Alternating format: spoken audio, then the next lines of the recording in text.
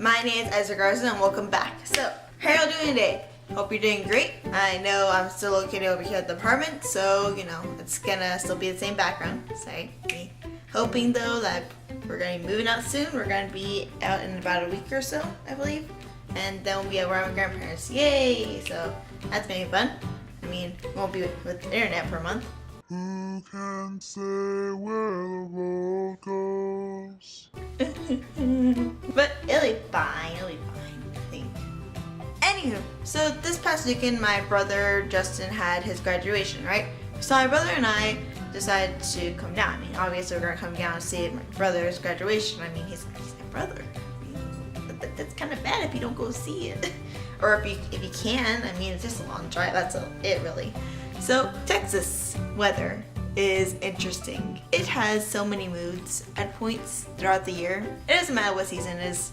Texas is gonna be weird no matter where you go in it. It's just gonna be weird weather. So, right now it's summer, right? Well, it's about to be summer anyway. And you know how hot it gets. If you live here in Texas, it gets hot. I don't know about like Arizona hot, but you know, it gets pretty significantly hot. And so your car is going to be burning up, right? And this is like when you have the air conditioning on, like blasting, so you're not dying in the heat, right? So I was all ready to go. I had everything packed and everything in the car, right? And the only problem was like making sure the air conditioner was working, because we're gonna be going in my mom's car.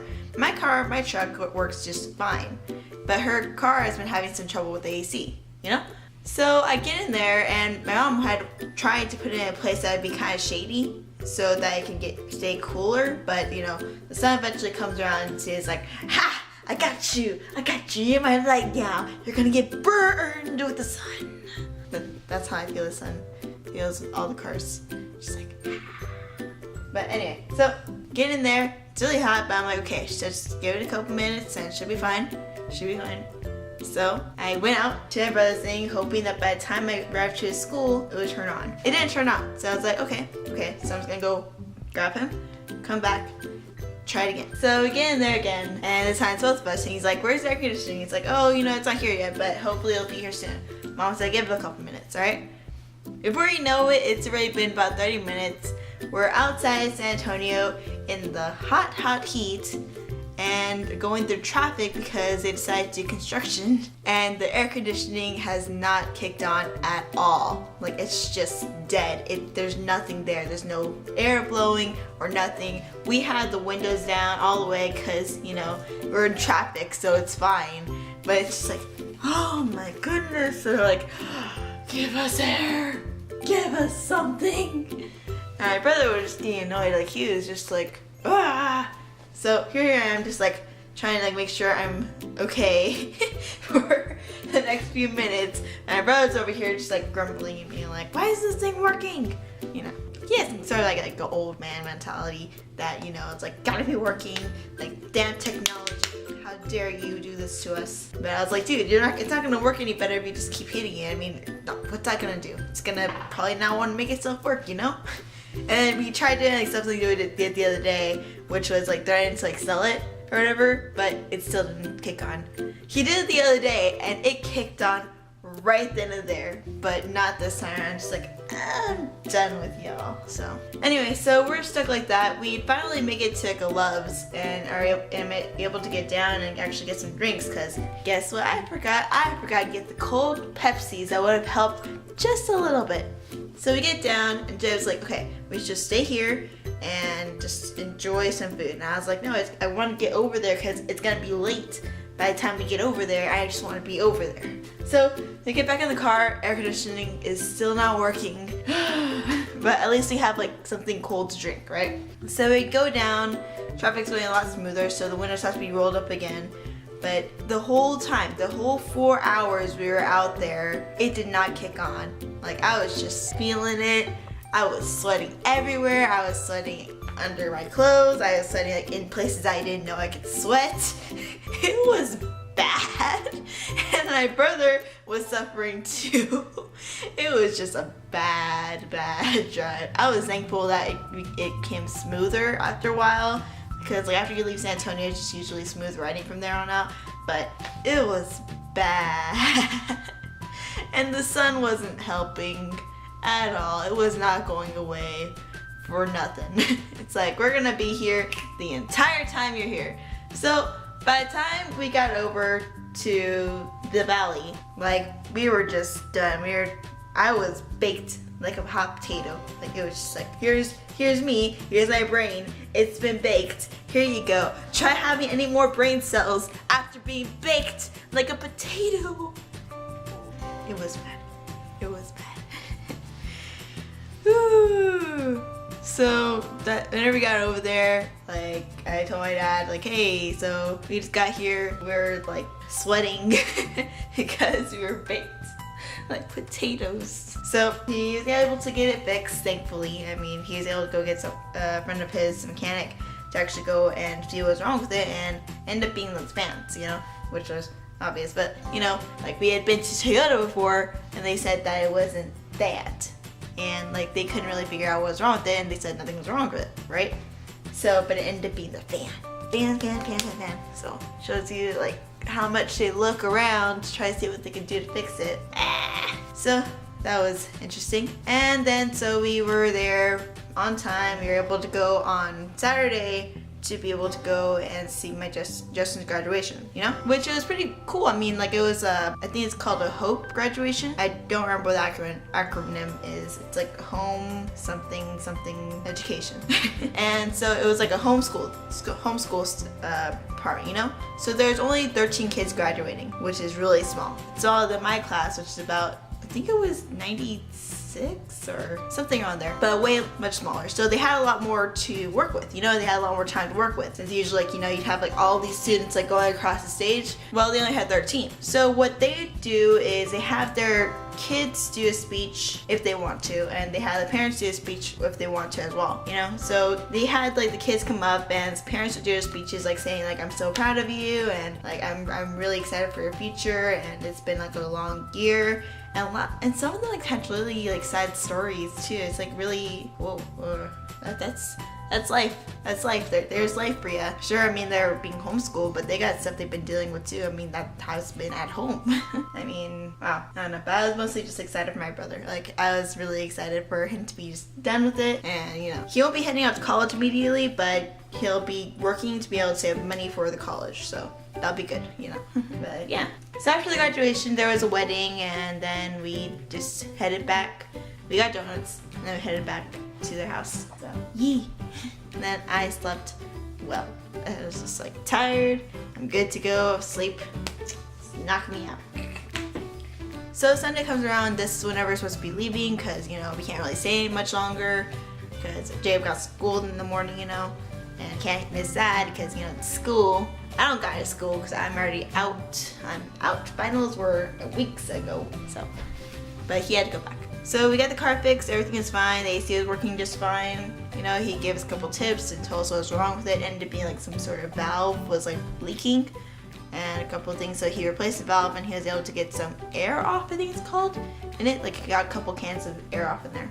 So, that was fun. And then we took off. So on the way back to San Antonio, the last hour we like near Pleasanton, right? And for some reason, there was just a downpour of rain and thunder and lightning, and it was insane. Like, okay, coming down, it was the hottest weather you could get down there.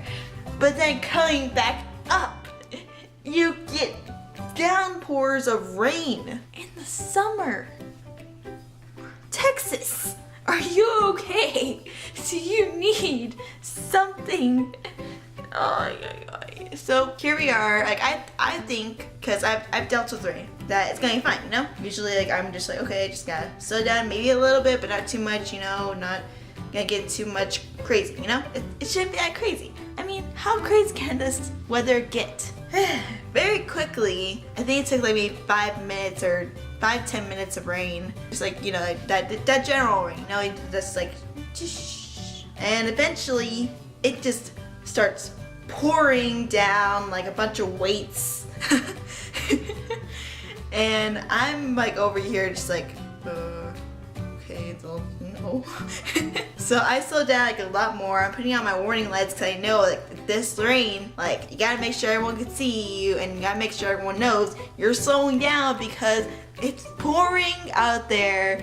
And soon it just gets to a point where it's just like so loud and ringing. It's just like you cannot get away from this, you know? And everyone's like slowing down. It's just like this atmosphere. I didn't notice at first, like I was like holding my breath for a while, and eventually got to this point where I was like starting to freak out. Like I was like literally just like holding onto the wheel like tightly and just wanted to make sure I got through because like my brother's in here too. So it's like both of our lives on the line if I mess up or if I go out of the lines, you know? I couldn't see anything. It was so scary. So eventually got to this point where I was like, Jacob, we need to pull over. And he was like, okay, just pull over, whatever, right? So we pull over, and not even like a minute or two later, there's just like side rain just like coming at us from this side. Just and over here I'm thinking this would probably be what would happen in like a hurricane or like flood if it ever happened. It's just like those droplets of water could become like, you know, waves of water and we'd just be toppling over. And the car was like shaking a bit too. It was insanity, like what's going on? So and then here I am just like trying to slow down my breathing, so it's like calm down, breathe, you're fine, it's just rain, because everyone's telling you it's just rain, and it is just rain, but it sounds so much scarier and your brain's registering it like you're gonna die. And then like too, like I have a great fear of trucks, not like the trucks that you drive normally, no, those big 18-wheelers. There's a huge fear there because they can easily just mess up a turn. They could easily just mess up a turn on a freeway or a highway, and they're screwed. They're screwed in so many ways, because if they steer like really fast on a highway and they're going like really fast too, their whole thing's gonna be turning and going around crazy, all right? And they could be going over and they could be bringing you with them. So we're out here, we're parking on the side. We're in the crazy section because guess what my brain does? It doesn't register that there's a feeder road right there that is merging over here. So we're in between both the feeder road and the main road. And we're just stuck here because I don't want to move. I can't move anymore. And so we're seeing all these cars pass by us, and there's a truck that comes and it's like shaking a little bit. It's just like moving around like this, and like it just like, no, it gets past us, so that makes it want to even go out there less, because if they're not able to control their stuff, what's that gonna mean for the rest of us?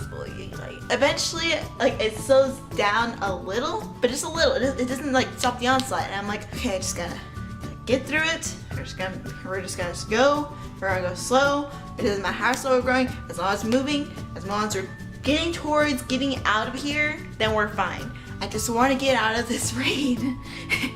It doesn't matter how slow. I was willing to go 20. I was willing to go 20 on a freeway. Like I was just like really scared. And I was just like, okay, I just gotta breathe. I turn on the radio again. I just like put it on to a point where I could still like hear and still be able to understand everything that's still going on still, but also just be able to just calm my brain down. And I was reminded as I was doing that of a talk show that we just had recently heard in the morning. Really weird, like how this particular talk show had come on right before we had to go and see all the rain and stuff. It was this crazy thing where he was talking about Navy SEAL training and how there were like these 6 months that they had to go through, and then there was like 1 week of Hell Week, and how he had learned certain things during his 6 months, you know? And one of the things was like you can always have hope. So one of the training things they had to go through Hell Week was like, I think it was they were in mud, like they were just like neck deep in mud, and like just like they had like water going over them and everything. And the coach and the trainers were telling them like, not trainers, but what are they called? Anyway, they're telling them to like give up, you know? And it's like, if 5 of you give up, then you'll be able to go, right? So they're like suffering here, right? And they're just like on the brink of just like giving up. And then one of them starts to sing, and then the rest of them start to follow and singing. And just like that hope that they know that they'll get past this. And that's kind of with our thing too. We just had to believe that we could get past this, you know? So eventually we did get out of the storm, and we were able to go home, you know? and we were home. We were finally home. We had made it. We had made it past the crazy weather. But man, it's just been a trip. So, yeah. But it just makes you think a lot, you know? Like these road trips, like they could tell you a lot about yourself and a lot about people around you. And they could tell you about how you'd react in certain situations, you know? But they also like just get you stronger, you know? Alright, so that's what I want to talk about. Have y'all ever experienced crazy weather like that, or have you been through something worse? How have you been through hurricanes, tornadoes, and how have you been able to actually go through it? I want to know, so let me know down in the comments below. But I'm gonna head out now. I need to go edit this and then just figure out what I'm gonna do the rest of my life. I don't know. But I do plan to play the Septiscape game after we move. So that's gonna be the plan, because I want to be comfortable, you know? And maybe just like find a way to like get less echo.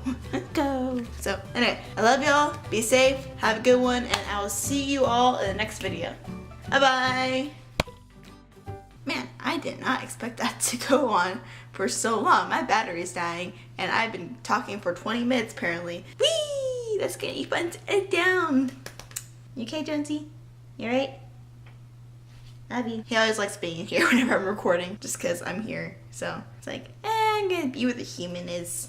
Whatever. Alright, I'm good now.